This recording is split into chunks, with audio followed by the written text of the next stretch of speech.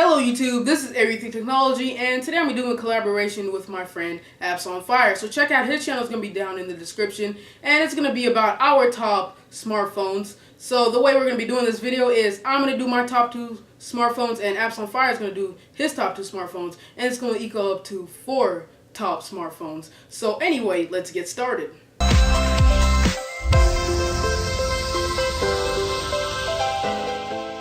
The first phone that I picked was a OnePlus One, and the reason I picked this phone was because of its features, its specs, its operating system, and its surprisingly good price point.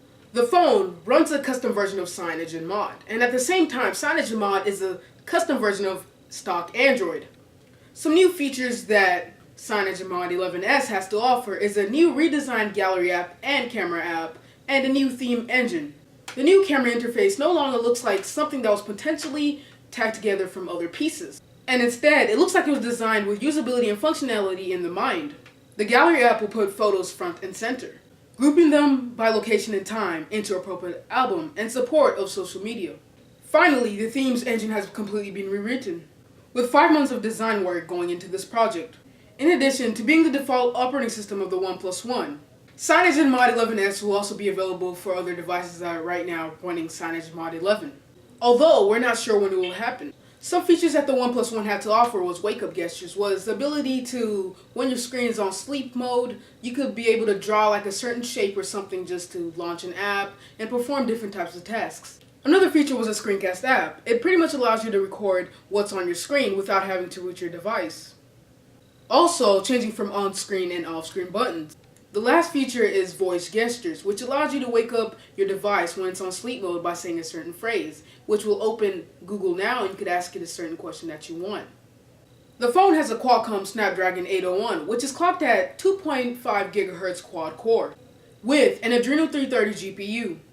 The phone's back-facing camera is 13 megapixels with autofocus and dual LED flash. The phone's back-facing camera also records in 4K with 30 frames per second and in 1080p with 60 frames per second and slow motion with 120 frames per second at 720p.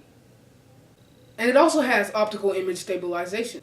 The phone's front-facing camera is 5 megapixels with 1080p recording.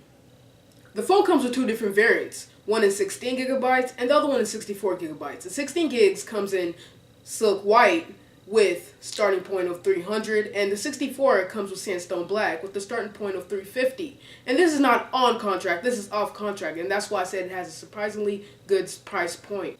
That's pretty much it for the OnePlus One. The OnePlus One has top-notch specs, and it's still able to maintain its price point. I really think this will not be for the average consumer, but it'll be more for the tech people. The next phone I picked was the Moto X, and the reason I picked the Moto X is it proves phones don't have to have great specs to run very smoothly, and also it's very customizable. The reason I said why the phone is so customizable is the fact that you can customize the phone in different colors. You can customize the back of the phone, the volume rockers, you can customize how the phone boots up, you can even customize accessories for the phones like headphones to even their cases. So the phone is totally customizable. So if you do like a customizable phone, you need to get this phone. The phone chipset is Qualcomm Snapdragon, which is clocked at 1.7 GHz dual-core processor. The phone also has an Adreno 330. The phone's back-facing camera is 10 megapixels with autofocus and LED flash. Some features that the back-facing camera has is geotagging, touch-to-focus, and face detection. It also records in 1080p at 30 frames per second and has stereo sound recording. On the other hand, the front-facing camera is 2 megapixels with 1080p recording. As you can see, this phone has mid-range specs, but surprisingly, it performs very smoothly, even compared to the Nexus 5. With this phone, Motorola was trying to target the average consumer. It doesn't have top-notch specs, but it performs very smoothly. So good job, Motorola. Here's my top 2 smartphones. So obviously for my first choice I would have to choose the Samsung Galaxy S5 because they are the leading company for Android phones right now, and they always deliver us with premium specs and premium design, so of course I had to choose the Samsung Galaxy S5 on this one. So just let me give you a quick rundown of the specs real quick. It has a 2.5 GHz quad-core processor, 5.1 Super AMOLED display with 432 ppi. It's running Android 4.4.2 KitKat, which is the latest version.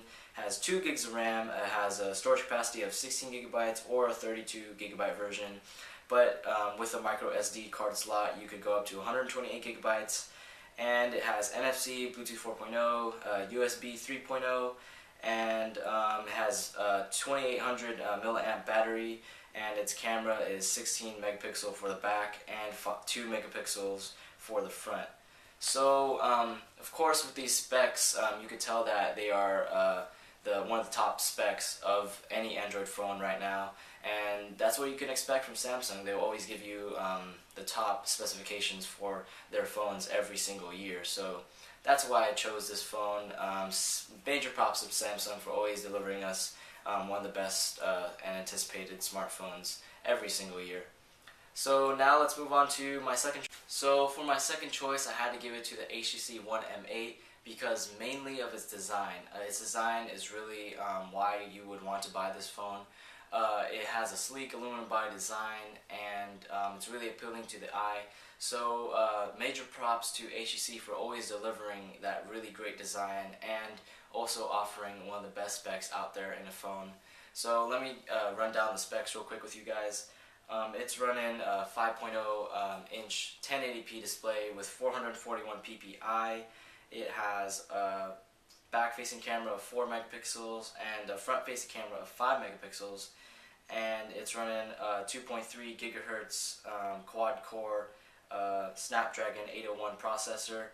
It has 16 gigabytes built-in storage with micro SD expansion up to 128 gigabytes. Its battery is a 2600 milliamp battery, and yeah, you can see that this phone also has one of the top specs out there in a phone, but not really beating the Samsung Galaxy S5, but remaining one of the best spec phone out there. And yeah, guys, this was my top 2 smartphones. And thank you for watching this video, and comment down below of what we need to fix in our videos, and also comment down if you did enjoy this video. Also give me a thumbs up if this video was very entertaining, and also remember to subscribe to me and Apps on Fire.